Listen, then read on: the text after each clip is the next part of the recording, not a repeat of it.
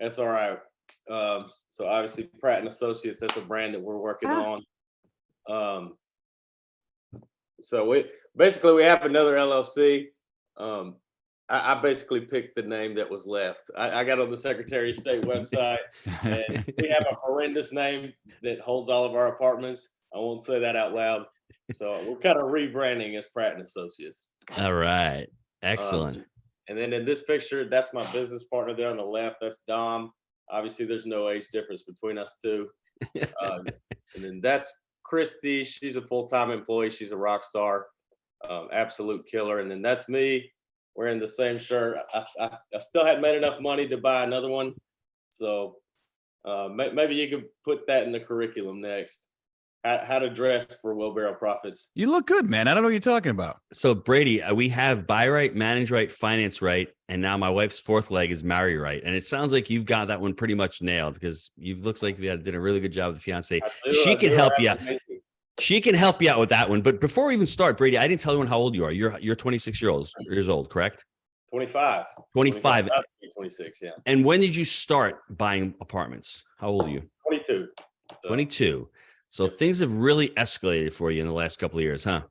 Absolutely. Yeah, it was quick. I mean, the first few months were pretty slow in the single family stuff, but once we got into the multifamily space, it's been crazy ever since. And why multifamily? Before you go back to that previous slide, before you go, why did you get into multifamily from single family homes? The scalability, it's the efficiency, it's the economies of scale. You just don't get any of that with single family investing. Mm-hmm. And you could just scale up so much faster in multifamily. What was your pain point before you joined Jake and Gino? Definitely property management. So I have to give a shout out to Monica and Jen. They both helped me a ton. They've shared resources. They've shared documents. So I was terrified to bring management in house. I was using a third party property manager, and it was kind of messy. So, but after I joined the group and talked to some others and got some decent consultation, they pointed me in the right direction, and I mean things have been infinitely better. So just so everybody knows, Brady's been speaking with ladies from our property management team. We have a lot of pretty good systems in place over the years of doing different scaling up coaching and different scale coaching, and we've applied that to property management, and we make it available to our members. So very cool that you've been able to use that resource. Basically took all the documents from Rand and ripped off and duplicated. Fair enough, man. That's what we're here for. So R&D, baby. Rip off and duplicate. That's what I like. Next slide, MCK. Let's jump into this deal. Yep. So, gosh, I wish I could share my screen and have the spreadsheet. Got the little deal analyzer here, but so on this one, it's 97 units. Obviously, a pretty solid unit mix there. There was only 5 one beds, 92 2-bed 1-bath. Majority of those are townhomes. So I mean, we've had no issue renting those. Price tag, if you're not in a cheap market, you probably won't believe me, but we're in Mississippi, the cheapest state in the United States. That's still a nice price per unit, man. I don't care where you are. Okay, you're still in the United States. Under 30 grand a door, it's pretty hard to screw that one up. Now on this, and the same thing with the average rents. I will say it was a severely mismanaged property, but that actually is the average rent when we took over. It was so Brady, how did you find the deal? So that was a seller that we had worked with previously. We bought a 24 unit from him, and we were pretty easy to work with, and we didn't absolutely kill him on due diligence. And so he hit us up and said, Smart. "Look, I'm ready to sell everything out. Do you want it at this price?" And it was a great deal, so we jumped on it. Can you talk about your partnership with your partner? I'm assuming you had something with Jake and myself. When we started years ago, we didn't have the money. We had the experience, we had the knowledge, we had the resume, but we didn't have the money. Was it very similar with you and your partner? Your partner brought the money, you brought the experience? So similar. I wouldn't say I had necessarily had the experience. I had some experience. I was still relatively new, so it was a gamble for him. But so my partner Dom, he works a W-2 job. And he was looking to kind of diversify his retirement. He had a pretty solid income, so I mean, he's credit worthy. He can get the loans, but he's working his W-2 job. This became my full-time gig. I found the deals. I had the contractors, so we kind of just had a really good thing going. And he's been extremely easy to work with on these. So I mean, I couldn't ask for anything better. Hey, Brady, if you brought me this deal, I'd be extremely easy to work with myself. I'm going to be Yeah, honest with you. yeah, I would say, yeah. Brady, 30 a door. You're going to bring markets up to 650. I mean, there's so much value here. First of all, the unit mix is phenomenal. We Gino, love the this unit mirrors mix. our third deal. You know that, right? Like I to know a it's T. just it's Yeah. very, very strange how But, this is 10 years ago.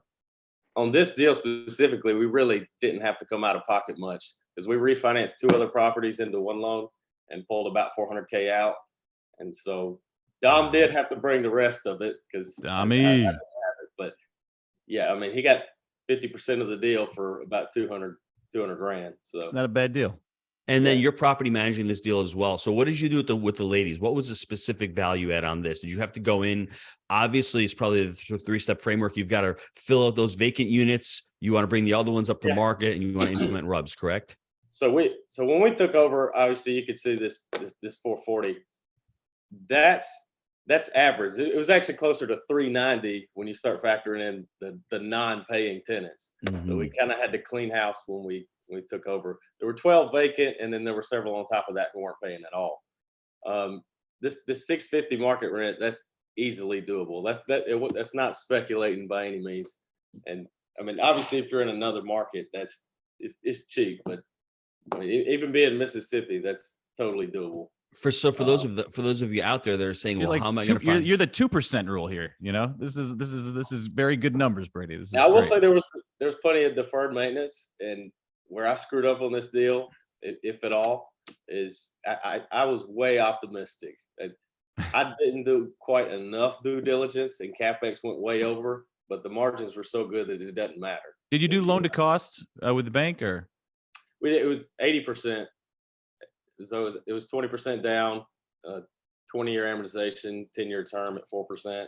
That was the financing we got on that. Did they fund any of the rehab, or do you guys have to come out of pocket? Oh, no. We came out of pocket for that. Gotcha. The CapEx that we've been. Now, I will say going forward, I wish that I would have, gotten a construction loan or a credit line up front. Loan to cost. And Yeah. any other deals, I 100% will do that. You know, you never want to have to start paying for that stuff. They're more. The funny thing is too, they're more willing to do interest only when you do loan to cost because they're oh well, they're going to need a little time to stabilize or whatever. So 100% agree with that. Yeah. Stu, while we're going on this, I can't see the chat box. Are there any questions out there? Anyone's asking any questions? If you want to, they're asking Brady when its next deal's coming up. They want to bump out Don and get in on it. Well, everybody wants a partner now. Yeah, well, I mean, it's an amazing deal. Stu, do you have anything out there? I can't see. No, the main question was just about the buy right boot camp and doing the buy right finance right combined this next year. If you guys have other questions, because my chat box is actually really small, it's just because of the waiting room, it's right on top of it. But if you go ahead and slap it in right now, just let us know, and then we can answer those questions. And the buy right, we talked a little bit about the loan to cost. We talked a little bit. We didn't do seller financing, but we have a masterclass in 2 weeks with Bill Ham on seller financing because I think it's really, really important. In the buy right, we talked about the 3 pillars of real estate. We talked about market cycles. We talked about the conveyor belt. And Brady really is a testament to that. He has other deals before this deal. He didn't start out with the 97 unit. He's got smaller deals that he was able to put on that conveyor belt, let that equity matriculate, pull it out, and get ready into this 97 unit deal. And probably in the next 24 months, he's going to be probably pulling out another $2 million out of this deal and getting ready to go into a next deal. So that is super, super exciting, Brady. Well, that was definitely planned, I'll say, going into it. But we knew that rates were going to go up. So when the credit union offered a 10-year term, I'm like, let's go ahead and lock it. If we have to buy, and if we have to hold this thing through the next cycle, we're fine. But, ideally, I really wanted to get that equity, refi it out, and put it into the next deal. I mean, that would be ideal. It just depends on where rates are when we get to that point. You're looking pretty good right now. Yeah.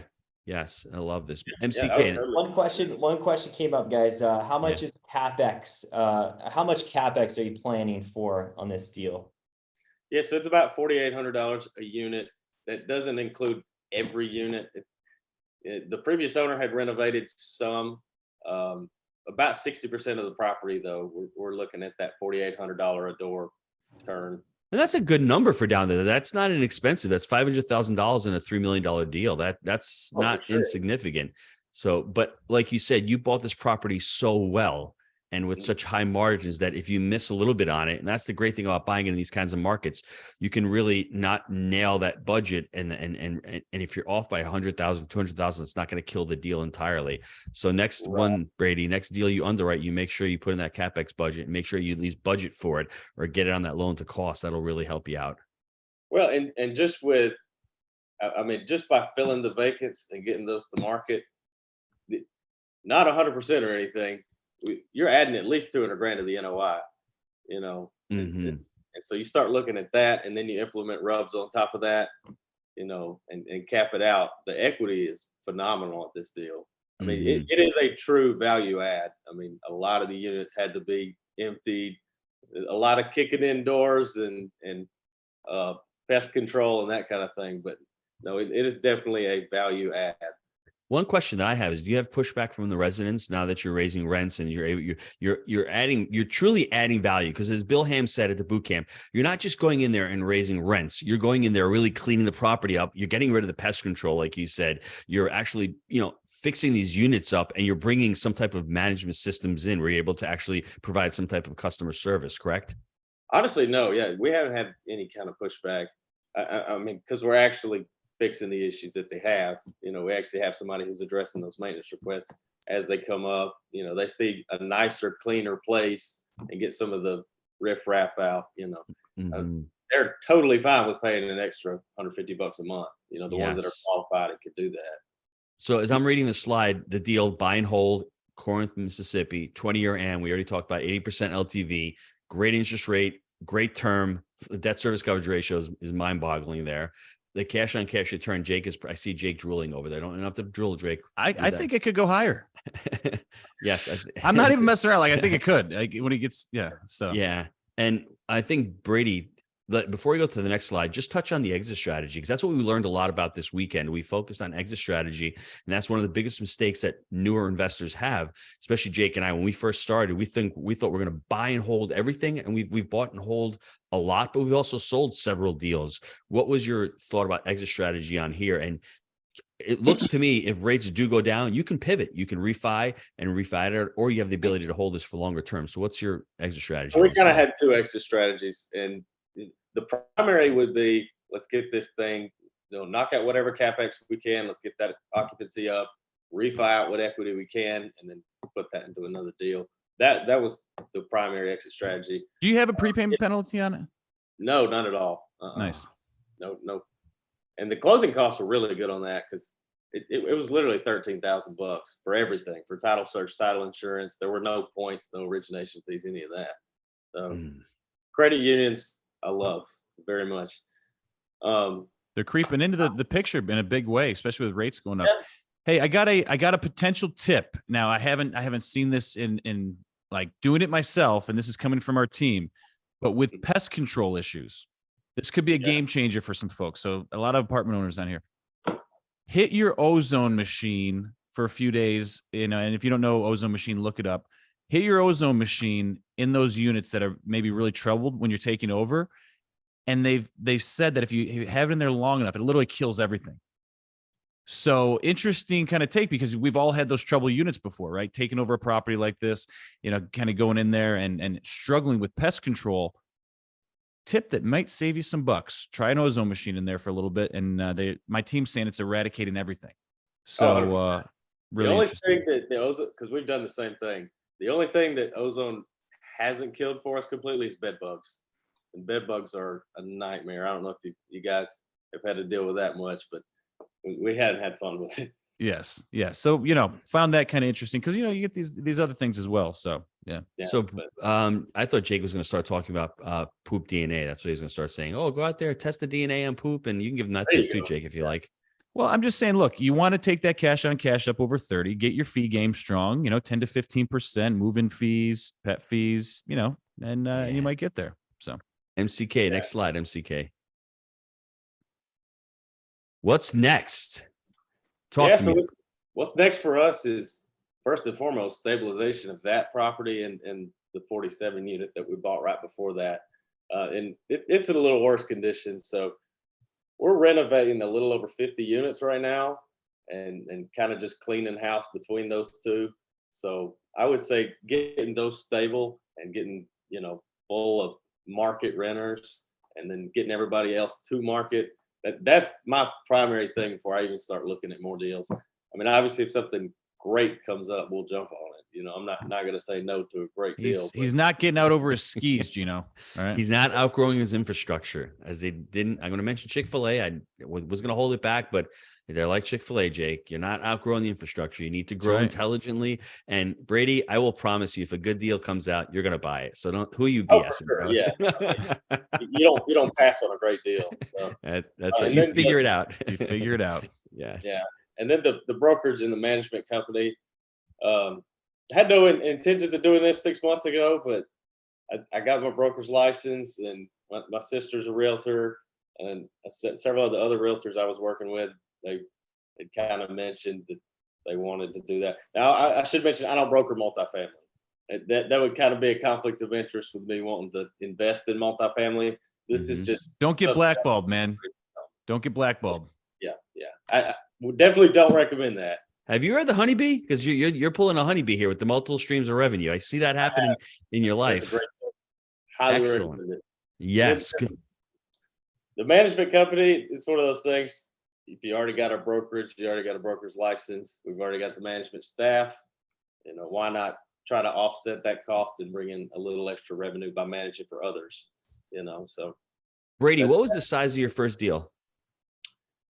Single family. It was a $200,000 house in a college town. So you went from a $200,000 house to a $3 million asset that's probably going to be worth $6 million once it's repositioned. So is that a 30x, or I don't even know, is that it's a 30x investment? I'm not selling that for $6 million. Well, you're not selling it. I'm just saying the value of it. I mean, let's be a little, I like to be Mr. Conservative, Stenziano. I'm not out there throwing crazy numbers. You want 7 million, 8 million? I'm just saying it's an amazing return. Getting warmer. Starting from a single family home, and it's been pretty rapid, hasn't it? It's been over the last 3 years, correct?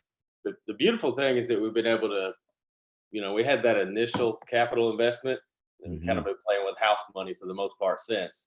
We've refied 4 properties. We did cross collateralization once. I know Bill Ham absolutely hates that, but we did it. We sold the property. We're still here. So I'm still here. I'm not under the jail. So you can do it. But yeah, I mean, just keep building that equity and wouldn't recommend it. Maybe when at some point you get the entities back in their own lane with separate loans. But I got you. Absolutely. And everyone, that's Brady's contact information. If you want to ask Brady any questions, is Brady@prattre.net. That's his phone number. Text him any questions. I mean, do you have a website or anywhere also that people can check you out? It's in the works right now.